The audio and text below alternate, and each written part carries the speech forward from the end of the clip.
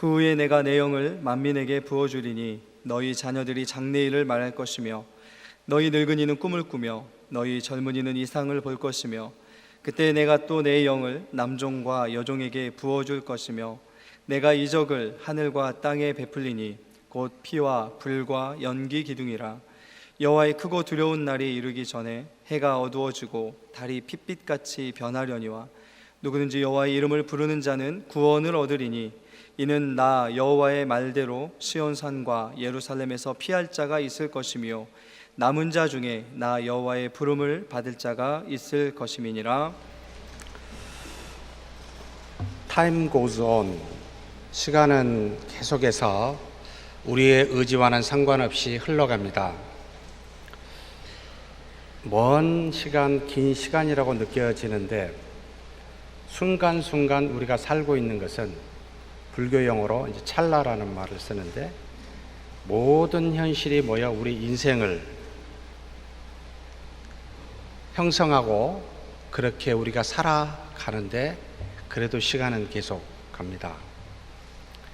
그 인생 중에 중요한 것이 무엇일까라고 이렇게 생각하게 됩니다. 아마도 나이가 들면 들수록 시간이 빨리 간다고 생각하면 할수록 자신을 돌아보면서 과연 무엇이 가장 중요할까 이런 생각을 돌이키곤 합니다. 하나님이 우리를 만드셨을 때 딱 두 가지 형태로 만들었죠. 육은 흙으로 만드셨고 우리에게 주시는 영은 그 코에 생기를 불어 하나님의 형상으로 만들어 주셨습니다. 이 두 가지를 안고 사는 우리가 함께 한 인격체를 이루어서 살아가는 이 과정 중에 무엇이 중요할까라고 할 때 누누이 성경에서는 실질적으로 이 땅에서 모든 그 어떤 사람보다 영광을 누리며 살았던 솔로몬이 헛되고 헛되다 라고 말하며 인생에서 바라보는 모든 것들, 그게 심지어 의롭다 할지라도 착하다 할지라도 악한 자와 매일반이더라. 그 이유는 악한 자나 선한 자나 이 땅의 고난과 역경이 다 다가오고 전국에는 전부가 다 죽게 되니 전부 일반이더라 라고 표현하면서 우리로 하여금 느껴지고 만져지고 보여지고 들려지고 말하여지는 그와 같은 것에 너무 집착하지 마십시다.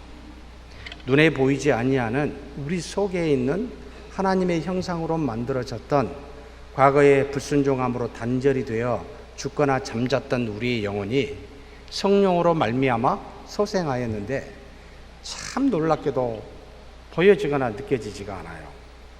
그래서 이것이 영원할 거라고 잘 우리가 인생에서 크게 와닿지 않습니다.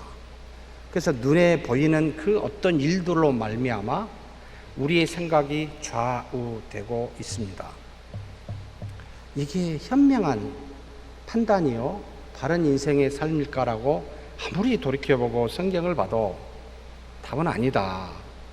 비록 눈에 보이지 아니하지만 내 속에 내 영을 살리게 하사 나로 하여금 산영이 되게 하시는 성령의 능력으로 말미암아 영원한 하나님의 자녀가 되어 그분의 나라에서 당신이 가지고 있는 영원한 하나님의 나라를 기업으로 소유한 우리가 과연 이 땅에서 하나님의 나라를 말하고 완성되어질 그 소망의 나라를 향하여 가장 중요하니 내가 어떤 상황에서도 이것을 붙들고 살리라 라고 하는 분들이 얼마나 될까?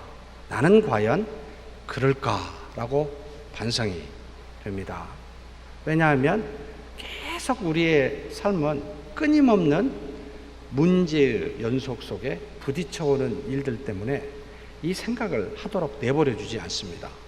먹고 사는 일에 굉장히 바쁘다 보면 정말 눈에 보이지 않는 잃어버릴 수 없고 영원히 거할 그 나라에 대해서 그렇게 크게 심각하게 다가오지 않습니다. 그래서 무섭다라는 생각을 합니다. 정말 무서운 세상이다.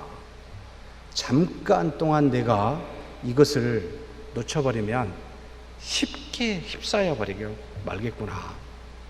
그래서 오늘도 내일도 내 영혼을 유일하게 소생할 수 있는 두 길, 바로 우리에게 주시는 하나님의 말씀과 이 말씀을 주시는 내 안에서 보이지 않지만 내적인 증거로 역사하시는 성령님, 성령의 하나님 두 개를 붙들지 않으면 나는 정말 넘어지기 쉬운 그런 존재이구나.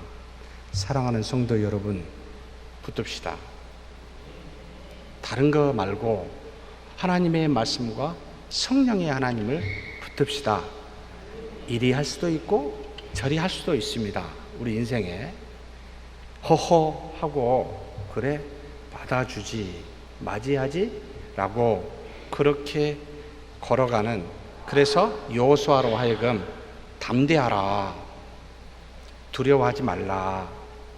굉장히 많은 일들이 앞에 놓여 있는데 담대하라, 내가 너와 함께 한다, 동행한다, 떠나지 아니한다 라고 하나님이 내 안에 계셔서, 과거에는 간헐적으로 계셨지만 오순절날 성령이 오심으로 말미암아 이제는 영원히 무슨 일이 있어도 어떤 상황이 닥쳐도 정말 세상이 멸망당한다 할지라도 떠나지 아니하시는 성령이 네 안에 계시니 안심하자. 그래서 모든 제자들을 향하여 예수님이 평안하뇨라고 전하게 하셨습니다. 왜요? 환경이 평안해서가 아니라 내 안에 떠나지 아니하시는 하나님이 그 나라를 보장하여 나를 거기까지 지금도 붙잡고 인도하고 있으니 안심하라. 안심하뇨? 평안하뇨? 안정하십니까? 라고 묻는 질문 속에 포함되어 있습니다. 사랑하는 성도 여러분, 나이가 어리든 많든 여자이든 남자이든 현재의 형편과 환경이 어렵든 좋든 상관없습니다. 정말 죄송한 이야기지만, 힘들고 고통스러운 분께는 정말 안 된 이야기지만 별반 상관없습니다. 왜요? 잠깐이기 때문입니다. 경한 것이라고 고린도후서에 말하기 때문입니다. 부한 것도 마찬가지입니다. 풀의 꽃처럼 사라지니 무엇이 부러워할 게 있습니까? 그래서 야고보서에 부한 자는 낮아짐을 자랑해라, 가난한 자는 나중에 높아지니 높아짐을 자랑해라. 이것이 믿음의 신자들이 향하는 자세이다 가르쳐 주었습니다. 이렇게 말하려고 한참 전에 바로 이 요엘서에 우리에게 떠나지 아니하시는 성령에 대해서 미리 알려주었습니다. 이 요엘서는 요아스 시대에 한마디로 830년에서 BC 790년 사이에 이스라엘의 남쪽 유다 왕국의 8대 왕으로 있었습니다. 이 왕은 초반부에는 여호디아라는 선지자로 말미암아 굉장히 이 왕이 바르게 치리했습니다.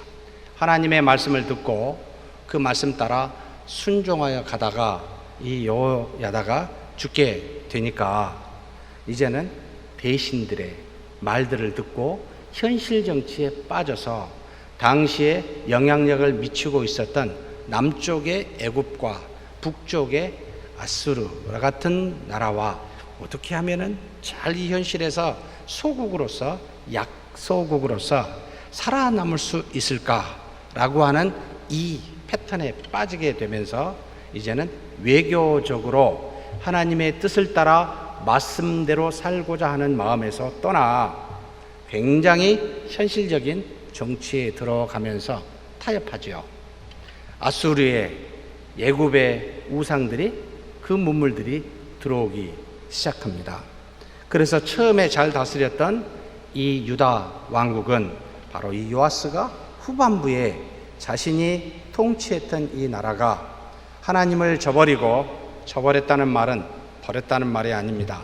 하나님도 믿으며 세상의 현실적인 중요한 이것도 우상도 함께 믿는 것. 그런데 하나님은 이것을 버렸다라고 이야기를 합니다. 이스라엘이 하나님의 이름을, 여호와의 이름을 외치지 않는 적은 없습니다.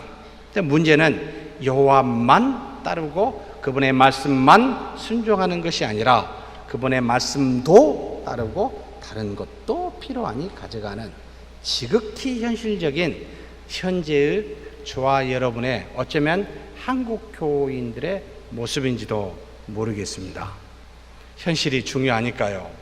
이렇게 살면 밥이 나오나 떡이 나오나 이런 말을 종종 듣지요.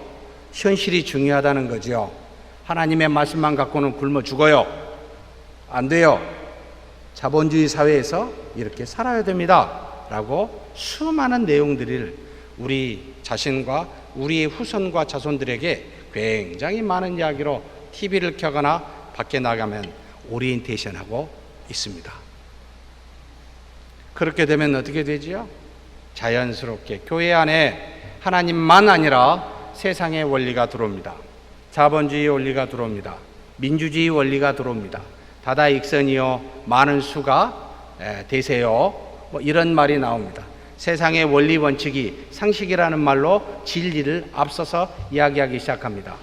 그러면서 하나님의 말씀을 붙들지만 항상 우선이 된 적이 없습니다. 이 말씀을 따라 순종하지 않습니다. 오직 현실이 먼저요. 이것은 그 다음인데 언제 그 다음에 따르십니까?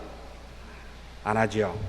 우리는 경건의 모양은 있으나 경건의 능력이 없는 자들, 혹 그런 사람들이 아닌가요? 정말로 목사로, 장로로, 안수집사로, 권사로 있으면서 경건의 모양은 잘 갖춰져 있는 듯이 모르겠는데 정말로 하나님의 말씀을 따라 순종하십니까? 참 어렵습니다. 하루라도 그 말씀에 온전히 순종하려고 하면 정말 초조한다는 생각을 갖지 않을 수가 없습니다. 이 시대에 하나님의 말씀을 따라 산다는 것이 굉장히 어렵구나.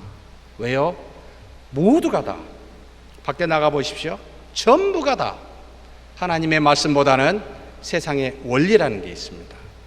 전부 그곳으로 가고 있으니 거스려 간다는 건 정말 쉬운 일이 아닙니다.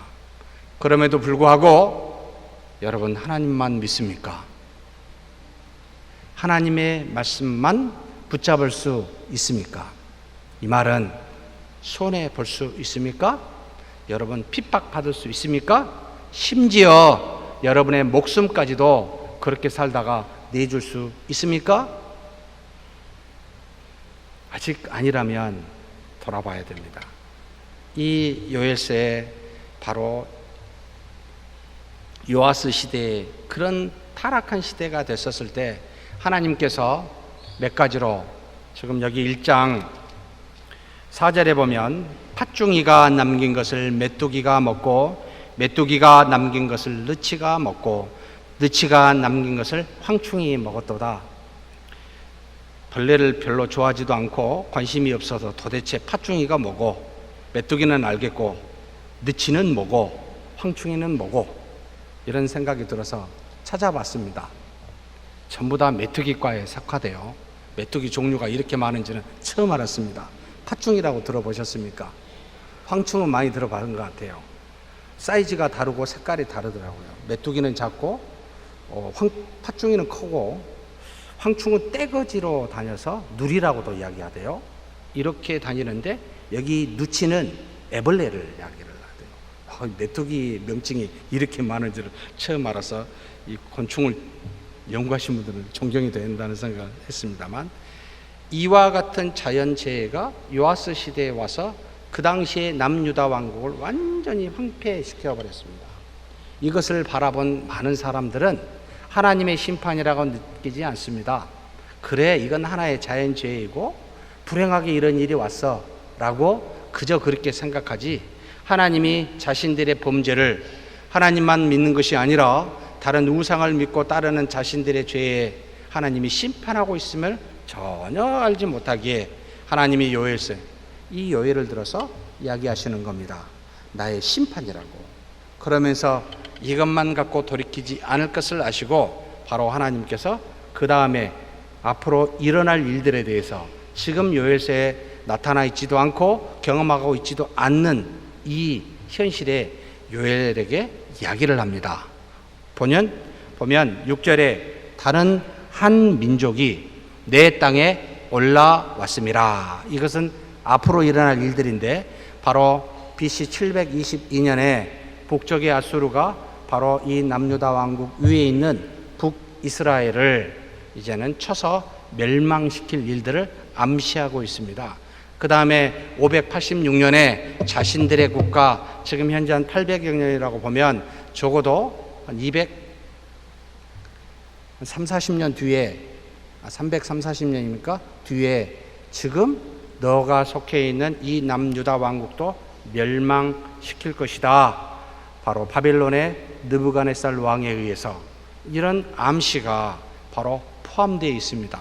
이것을 듣고 있는 요엘이나 이 말씀을 바라보고 있는 이스라엘 백성이 과연 그럴까라고 생각했을까요? 하나님께서 노아를 세워 이 세상을 물론 멸망시킬 테니까 너는 방주를 지어라 라고 말할 때 모든 사람들이 어제도 오늘도 똑같은데 내일도 똑같지 않겠습니까? 장가가고 시집가고 밭도 사야 되고 일도 많고 수많은 할 일이 있는데 과연 그럴 일이 오겠습니까? 라고 생각할 수밖에 없는 지극히 현실에 매몰되어 하나님에 대해서, 하나님이 역사에 대해서 이렇게 하실 것이라는 예언에 대해서 듣지도 아니 들어도 무관심하거나 지금에 빠져 있는 우리의 모습은 아닌지요. 아픕니다.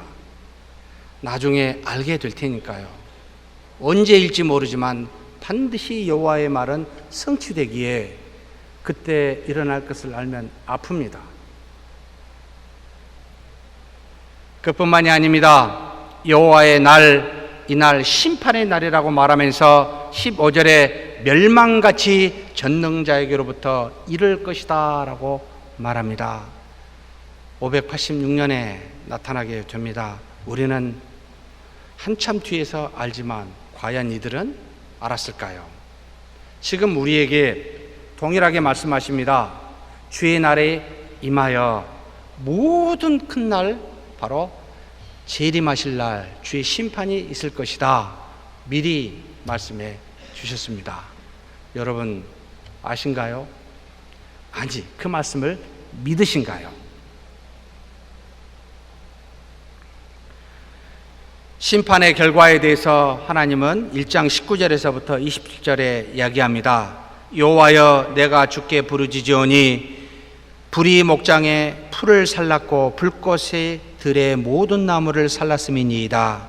들짐승도 주를 향하여 헐떡거리오니 시내가 다 말랐고 들의 풀이 불에 탔음이니이다. 황폐해진 그 땅, 이것만 하나님이 심판하신 건 아닙니다. 많고 강한 백성이 이르러 이와 같이 전에도 없었고 후에도 없을 만큼 이런 아수르나 바벨론이 멸망하게 될 것을 바로 2장에 말하고 있습니다. 여호와께서 그 이방의 군대 앞에서 소리를 지르고 여호와의 날이 힘이 크고 두려울 것이다 라고 말합니다. 여호와의 날, 심판의 날, 하나님께서 당신의 뜻을 드러내는 날, 죄악된 이스라엘 백성에게는 바로 이방의 민족선에 산산이 흩어지고 나라를 이루게 될 것이라는 하나님의 심판이 있을 거라고 경고하고 있습니다. 이 일이 바로 800년에 미리 이야기해 놓고 한 80년 뒤에 바로 북이스라엘이 일어나게 되고 한 300년 정도 뒤에는 바로 남유다 왕국에 임하였는데, 여러분 이 말에 대해서 얼마나 많은 사람이 이 말씀을 듣고 경청하였을까라고 생각하면 정말 아파요. 우리한테 동일하게 말씀하고 계시기 때문입니다. 그러는데 하나님께서 놀랍게 2장에 참 소망된 말씀을 하십니다.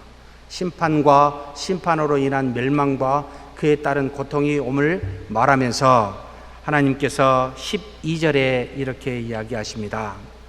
여호와의 말씀에 너희는 이제라도 금식하고 울며 애통하고 마음을 다하여 내게로 돌아오라 하셨나니 너희는 옷을 찢지 말고 마음을 찢고 너희 하나님 여호와께로 돌아올지어다.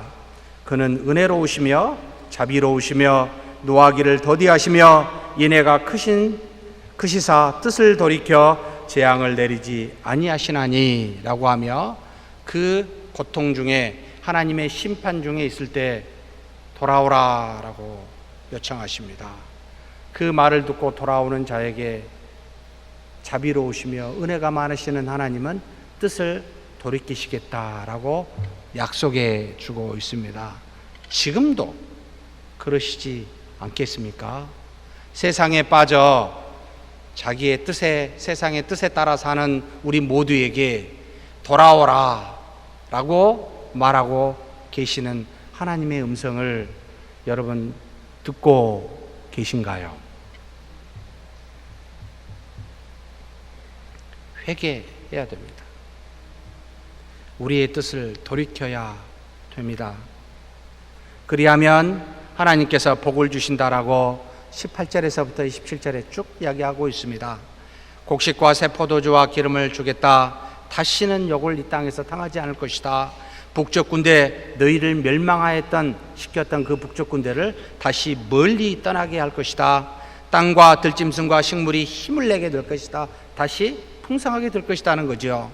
시온의 자녀들이, 믿음의 하나님의 백성들이 기뻐하게 될 것이다. 심판의 횟수만큼, 너희가 고통을 당했던 횟수만큼 내가 다시 그것으로 갚아줄 것이다. 내가 이스라엘 가운데 있어 너희를 떠나지 아니하고 너희 하나님이 될 것이다 라고 약속해 주고 계십니다. 하나님은 우리의 잘못을 심판하여 우리를 멸망시키지만 멸망이 목적이 아니라 이 심판과 이와 같은 수많은 역경은 우리로 하여금 돌아오게 하시는 하나님의 은혜구나. 돌아오면 이와 같이 하나님이 다시 너에게 회복시키사 복을 주실 거라고 약속하고 있습니다. 이런 것이 모든 성경의 선지서의 패턴입니다.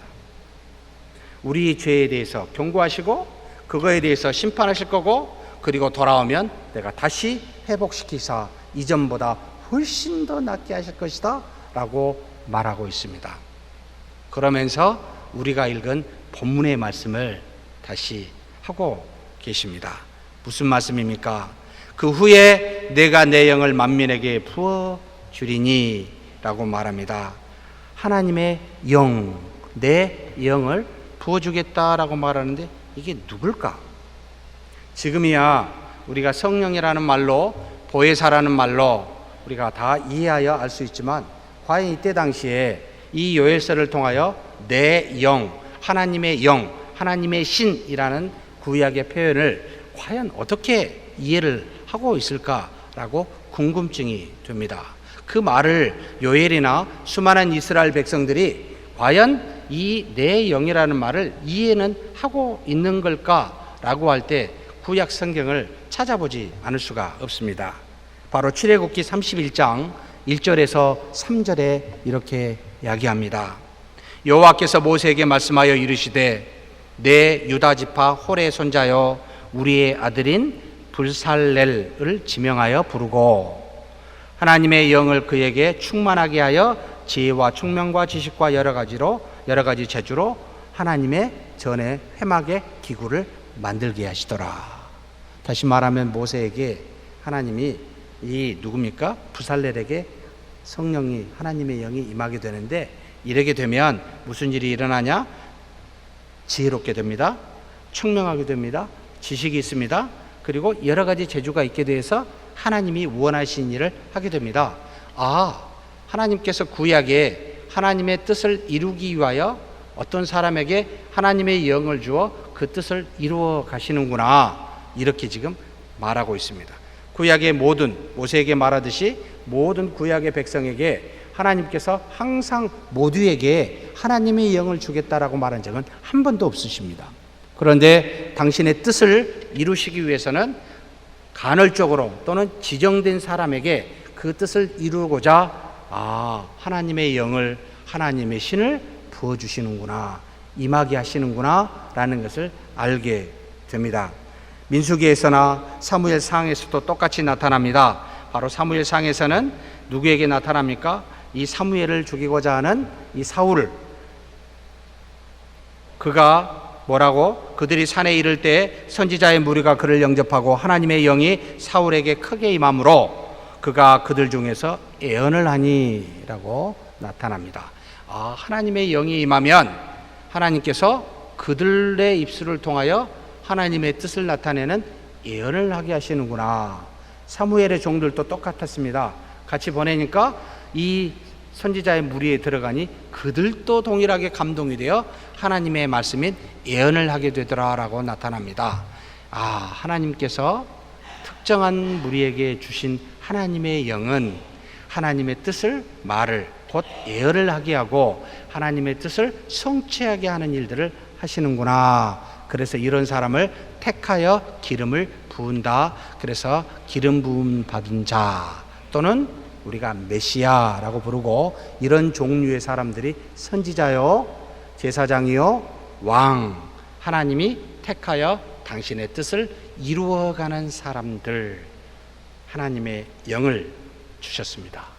그런데 이 영을, 이런 영 특정하게 생각하여 하나님이 이루시고자 하는 이 일들을 위해 영을 주셨는데 언제 줘요? 그때라고 말합니다.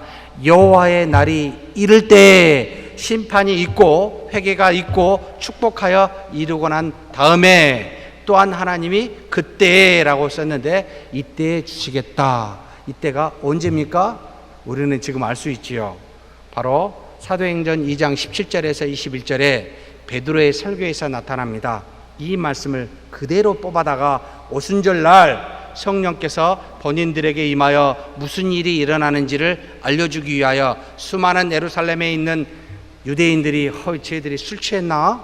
무슨 저런 소리를 하지? 각기 자기가 난 곳에 방언으로, 언어로 하나님의 큰 일에 대해서 증거하니 이게 이해가 안 돼요. 무슨 언어 학원이 있는 것도 아닌 그 시대에 도대체 어떻게 우리의 나라의 말을, 내가 나왔던 곳에 있는 그곳의 말을 이 사람들이 한 번도 가보지도 와보지도 않은 사람들이 말을 할 수 있지? 이것에 대해서 기이 여기고 놀라면서 술 취한 거 아니냐라고. 여러분, 술 취하면 이상한 언어가 나오나요? 모르겠습니다. 한번 먹어보지 않아서, 먹어보면 나올지 모르겠는데, 그리 생각한 그들에게 베드로가 설교하면서 첫 번째 부분에 요엘서를, 이 말씀을 가져다가 너희가 보고 듣는 이것, 바로 요엘서에서 하나님께서 이와 같이 말씀하여 주셨고 이것이 성취되었노라 라고 알려준 내용입니다. 바로 하나님께서 당신의 영을 부어주심에 대해서 이 사도행전에 바로 오순절날 성취됨에 대해서 이야기합니다. 과거는 하나님께서 간헐적으로 필요할 때 필요한 사람에게 기름 부어 그 일들을 이루게 하셨지만 이제는 모두에게, 여기 보니까 여러분 모든 육체에 부어준다라고 말한 이 모두에게, 육체의 사람에게 부어준 일, 바로 120명이라는 그 다락방에서 기다렸던 그 사람들에게 한 사람도 빠짐없이 남자와 여자와 어린이와 노인의 살 것 없이 피부색이 누구든 또한 자기들의 출신 지역이 무엇이든 상관없이 성령께서 전부에게 부어주신 일, 바로 이와 같은 일들이 미리 지금 요엘서를 통하여 우리에게 알려주고 있습니다. 다시 말하면 당시 800년대 현실에 대해서 하나님의 뜻이 무엇인지를 알려주면서 투영시켜 미래에 대해서 어떻게 일어날 것에 대해서 미리 알려주신 하나님, 우리는 지금 한참 뒤기에 보고 이렇구나를 깨닫게 됩니다. 사랑하는 성도 여러분, 하나님의 말씀이 참 기이합니다. 현재도 적용이 되고 미래에도 적용이 되는 놀라운 말씀이기도 합니다. 그래서 이 일들이 오순절날 지금으로부터 2000년 전에 바로 AD 한 30년경에 일어나게 되었습니다. 놀라운 일이었습니다. 그런데 모든 육체는 이 세상에 사는 모든 사람을 말할까요? 그것은 아닙니다. 그 다음에 모든 육체의 부어주리니 해놓고 여러분들의 자녀들은, 여러분들의 노인들은, 여러분들의 젊은이들은 해놓고 여러분이라는 복수를 터서 이 말을 듣고 있는 이스라엘 백성들, 여러분들의 자녀들, 후손들 중에 노인이든 젊은이든 상관없이 이와 같은 일이 일어날 것이다. 이방의 모든 민족이라는 말보다는 하나님이 우리 신약의 말로 택한 모든 사람들, 하나님이 택한 사람이 누군지 알 수 없지만 지정된 아브라함의 후손, 마음으로 또는 육으로 할례를 받은 모든 사람들, 이런 사람들에게 하나님께서 당신의 영을 부어주시겠다라고 약속하고 있습니다. 간헐적이 아닙니다. 지정된 사람이 아닙니다. 모든 하나님의 택한 사람에게 임하여 떠나지 아니하시고 지속적으로 계시며 그와 같은 하나님의 영을 갖도록 하셨습니다. 그래서 하나님을 우리는 무엇이라 부르지요? 아무도 과거에 해보지 않았던, 그렇게 하나님을 아버지라고 부르면 유대인들에게 돌로 맞아 쳐 죽을 수밖에 없어 하나님의 아들이라는 말로 예수 그리스도께서는 처형을 당했지만, 바로 하나님을 아버지라고 부를 수 있는 이와 같은 놀라운 일들을 성령이 우리 안에 오심으로 우리로 하여금 육체를 가지고 있고 하나님의 피조물이면서도 하나님과 같이 동등되게 우리로 우리의 신분을 끌어올리신 이 성령의 내주의 사건, 이것이 바로 이루어질 것이다 라고 예언하셨습니다. 그리고 지금 우리는 이와 같은 성취된 예언을 만끽하고 있습니다. 사랑하는 성도 여러분, 이 성령이 우리 안에 계십니다. 떠나지 아니하십니다. 무슨 일이 있어도 떠나지 않습니다. 내가 죄를 지으면 탄식하며 슬퍼하시지 떠나시진 않습니다. 그러면 이렇게 부어준다라고 할 때, 이 하필이면 왜 부어준다 그럴까? 임한다 그러면 더 좋을 텐데 몇 가지 의미가 있습니다. 부어준다라는 말은 말 그대로 차고 넘치게 하겠다, 부족하게 하지 않겠다, 성령의 임함이 확실하고 깨닫고 알고 그것을 명확하게 이해할 수 있도록, 경험할 수 있도록 해주시겠다라고 말하는 의미와 함께 성령께서 스스로 내가 누구에게 들어가고 누구에게는 안 들어가고 결정하는 것이 아니라 아버지 하나님께서 정한 사람에게만 가기 때문에 아버지께서 당신의 영인 이 성령을 준 바로 택한 사람에게만 가겠다라고 하는 말이 부어준다, 수동태로 자기를 사용하고 있습니다. 하나님께서 당신의 아들 예수 그리스도도 이 땅에 오셔서 당신의 뜻대로 말하는 것이 아니라 아버지에게 보고 들은 것만 우리에게 말하여 그분의 일거수일투족 모든 말씀이 전부가 다 하나님의 뜻이었음을 우리가 보아할 수가 있었습니다. 그래서 눈에 보이는 하나님을 보고 어찌하여 보이지 않는 하나님을 보이라라고 말하냐? 나를 보고도 하나님을 믿지 못한다면 아무도 믿을 수가 없게 되어 있습니다. 사랑하는 성도 여러분, 그와 같이 성령께서도 택한 자에게 우리에게 주신 이 말씀, 당신이 감동으로 쓴 이 말씀을 우리 안에 계시사 끊임없이 말씀하고 마음판에 새기며 말씀하고 계십니다. 믿으신가요?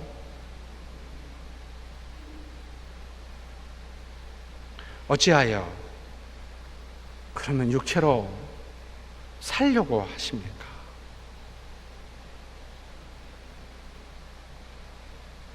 그러면서 여러분들의 자녀들은 예언할 것이요 라고 말합니다. 원어로 보면 여러분들의 아들들과 딸들은 이라고 구별해서 이야기합니다. 다 중요하다는 뜻입니다. 그냥 자녀로 묶어버리는 것이 아니라 여러분의 아들들과 딸들은 성별을 가리지 아니하고 바로 이렇게 여호와의 영이 임하게 되면, 부어주게 되면 예언할 것이요 라고 말합니다. 우리 개역개정의 성경에는 장래일을 말할 것이며 라고 약간 핀트가 어긋나게 써놨습니다. 물론 하나님의 뜻을 말하면 현재도 되고 지금 여기서처럼 미래도 되고 장래일도 됩니다. 그런데 장래일만라고 생각하는 에어네라는 말을 우리가 일반적으로 해석하게 되는데 그게 아니라 하나님의 뜻을 드러낸다가 프로페토스라고 하는 프로페테오라고 하는 헬라어의 뜻이요 나비라고 하는 히브리어의 뜻입니다. 하나님의 뜻을 증거하여 계시한다, 나타낸다. 그게 지금이든 미래든 영원한 나라에 대한 것이든 상관없이 나타내는 것을 에언이라고 말합니다. 그래서 장래에 대해서 말하는 거 여러분 조금 아니에요.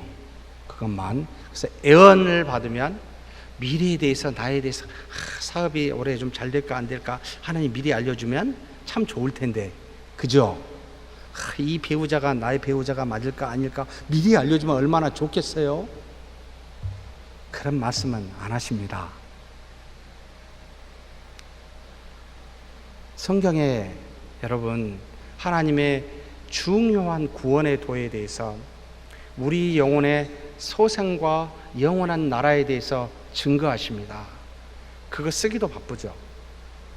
사실 이것은 하나님 전체를 다 하나님 나라의 모든 것을 다 기록하고 있지는 않습니다. 그래서 하나님 나라에 대해서 영에 대해서는 가려놓으셨습니다. 일부만 알려주셨습니다. 우리의 개인적인 삶까지 그래서 그것을 응답받으려고 우리는 기도해야 되는 건 맞습니다. 그러나 그런 것은 성경에서보다는 우리의 기도를 통해 주신 이성을 통하여 판단하십시오. 틀릴 수도 있고 맞을 수도 있습니다. 그때그때 주신 은혜를 따라 판단하시면 됩니다. 그런데 그 주어진 마음을 하나님의 말씀과 동등되이 여기지는 마십시오. 그것은 나에게만 해당되는 간증이라고 말할 수 있는 하나님의 말씀이 아닌 것들이기 때문에 우리는 구별합니다. 하나님이 영이 오시면 애원한다라는 건 성경에 있는 하나님의 뜻을 말합니다. 그런데 이와 같이 자녀들은 애원하게 되는데 여러분들의 노인들은 여기 한번 보십시다. 이것을 민수기서 12장에 보면 이 애언에 대해서 조금 더 분명하게 나타납니다. 이르시되 내 말을 들으라. 너희 중에 선지자가 있으면, 이건 누가 말하냐니까 바로 모세에게 하나님이 말합니다. 나 여호와가 환상으로 나를 그에게도 알리기도 하고 꿈으로 그와 말하기도 하거니와 내 종 모세와는 그렇지 아니하니 그는 내 온 집에 충성함이라. 그와는 내가 대면하여 명백히 말하고 은밀한 말로 하지 아니한다 라고 하면서 꿈에 대해서 환상에 대해서 말을 합니다. 이것은 곧 하나님께서 우리 자녀들에게, 우리의 후손들에게, 곧 하나님이 택한 아들들, 딸들에게는 예언하게 되는데, 이 후손들이 나이 드신 노인들은 꿈을 꿀 것이요 젊은이들은 환상을 볼 것이다 라고 말을 합니다. 꿈을 꾸다라는 말은 현실에 없는데 노인들이시니까 몸이 좀 둔하잖아요. 눈도 좀 안 보이잖아요. 귀도 좀 안 들리잖아요. 그래서 생각에, 마음에 꿈으로 주신다. 젊은이들은 민감합니다.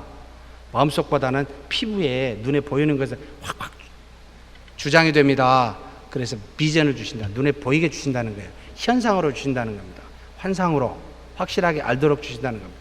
예언의 방식이 꿈과 또는 현상, 환상이라는 두 가지 형태로 나타나는데, 결론은 하나님의 뜻이 무엇인지를, 계시한 것이 무엇인지를 알게 해주신다라고 하는 내용입니다. 그러니 다른 생각으로 이것을 오해하거나 곡해하지 마십시오. 그래서 예언은 육체를 가진 우리에게는 영이신 하나님을 알 수가 없기 때문에 당신이 우리에게 계시하여 드러내는데 우리의 형편과 사정에 따라 환상으로든 꿈으로든 주시는 겁니다 라고 말하고 있는 내용이 요엘서의 내용입니다. 누구에게요? 믿는 모든 사람에게요. 그런데 바로 29절에 조금 더 첨가해 놓은 말이 있습니다. 그날에, 그때에, 여기 보면 내가 또라는 말로 되어 있습니다만 히브리어는 감 하니까 홍씨가 생각이 나네. 감, 더하여, 더욱이라는 말입니다. 내가 더욱이 더욱더 뭔가 강조하는데, 하나님이 임하는 날에 뭔가 더하여 강조하는데, 남종들과 여종들에게 나의 영을 그들에게 부어줄 것이다 라고 말합니다.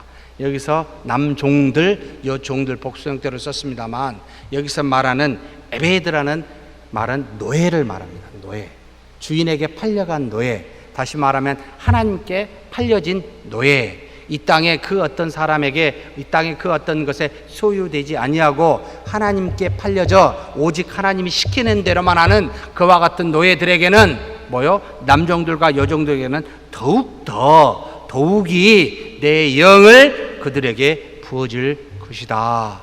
그러니 하나님이 택하여 메시아라고 불렀던 기름 부음 받은 자들, 이들에게는 더욱더 부어줄 것이니 그리 알아라. 하나님이 주신 그 뜻을 전하고 전파하고 가르치는 일에 책임과 의무를 다하도록 더욱더 부어줄 테니 그 일을 명확히 잘해라 라고 하는 의미가 여기에 포함되어 있습니다.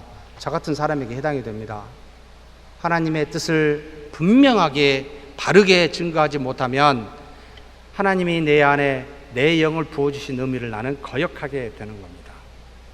제가 세상의 뜻을 여러분에게 전하고 세상과 타협되게 말을 하게 된다면 저는 하나님의 둘로스 또는 에베드가 되지 못합니다. 종이 되지 못합니다. 그분의 노예가 되지 못합니다.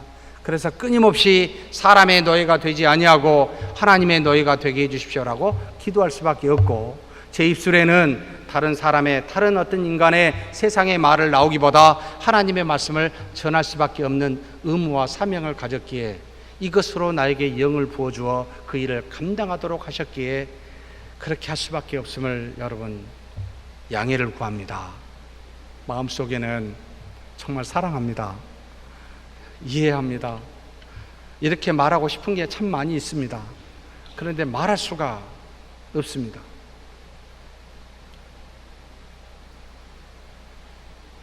참 아파요.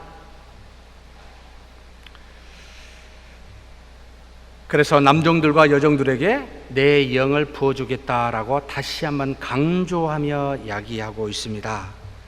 그러면서 뭐라고 이야기하십니까? 세상에는 심판이 나타날 것이다 라고 말합니다. 이제는 하나님이 그 영을 당신의 택한 백성과 종들에게만 주는 것이 아니라 이제는 이와 같은 일들이 일어나게 될 것이다 라고 이야기합니다. 바로 내가 이적을 하늘과 땅에 줄 것이다. 하나님이 만드신 자연의 만물에게도 여호와의 날에 초자연적인 현상이 있을 것이다. 하나님의 백성에게만 있는 게 아닙니다. 바로 그것이 무엇입니까? 긍정적인 게 아니에요. 이제 바로 부정적인 거였습니다. 피와 불과 연기의 기둥들이다. 불길한 징조들입니다. 생명을 상징하는 피요, 그 다음에 만물을 태워버리는 불이요, 잠시 있다가 사라져버리는 연기를 가지고 바로 여호와의 날에, 심판의 날에 이와 같은 날이 하늘과 땅에 있을 것이다 라고 말합니다. 한쪽에는 택함을 받은 자들에게 성령이 임하여 기쁨이 있지만 다른 한쪽에는 바로 세상을 향하여 멸망의 심판이 있을 것이라고 동시에 이야기해 주고 있습니다. 그래서 이 날을 여호와는 크고 두려운 날이라 라고 말하며,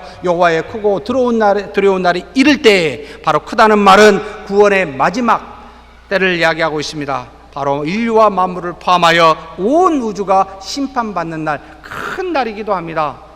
이 날이 올 거라는 겁니다.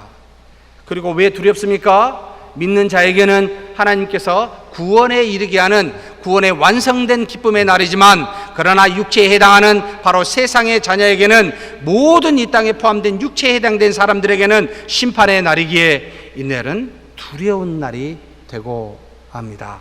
사랑하는 성도 여러분, 두렵고 떨리는 날입니까? 기쁜 날입니까? 우리에게요. 기쁜 날이 되었으면 좋겠습니다. 그런데 해가 변하여 어두워지고 달이 변하여 피같이 된다라고 말합니다. 세상에서 하나님이 만드신 가장 큰 두 광명, 바로 해와 달입니다. 변하게 되더라는 거죠. 심판에 대한 상징적인 하나님이 우리에게 말씀해 준 내용입니다. 하나님의 심판의 날, 자연인 세계가 예전과 같지 아니하고 변하게 될 것이다. 어떤 이는 이렇게 이야기합니다. 인간이 하도 오염을 하다 보니까 스스로 이렇게 해가 변하고 달이 변했다, 이렇게 해석하는 분도 계셔요. 근데 어찌됐든 하나님의 심판의 날에 이와 같은 날이 올 것이다. 그러면서 이와 같은 날이 사실 예수님이 십자가에 죽으실 때도 보였었어요. 예수님이 십자가에 못 박히실 때 해가 6시부터 9시까지, 지금으로 말하면 정오 12시부터 운명하시는 3시까지 어두워졌더라라고 말합니다.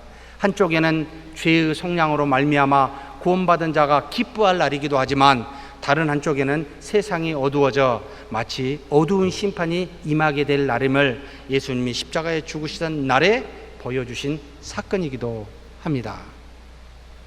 요한계시록에는 뭐라고 말합니까? 내가 보니 6째 인을 떼실 때 큰 지진이 나며 해가 검은 털로 짠 상복같이 검어지고 달인 온통 피같이 되며 하늘의 별들은 땅에 떨어지고 산과 섬들은 제자리에서 옮겨지는 그와 같은 천재지변이 일어나게 될 것이다 라고 말하고 있습니다. 심판 날입니다. 올까요, 안 올까요?